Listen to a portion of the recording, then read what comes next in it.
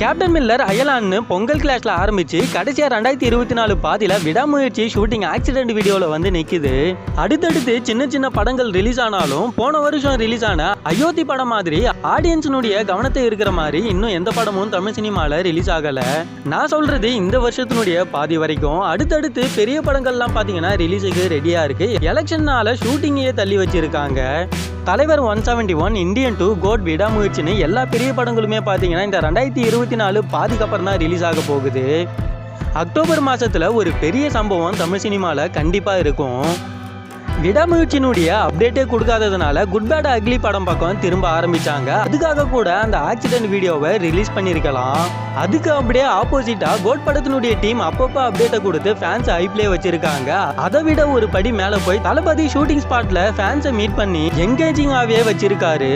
லோகேஷ் தலைவரோட காம்போல 171 உருவாக்கிட்டு இருக்காங்க.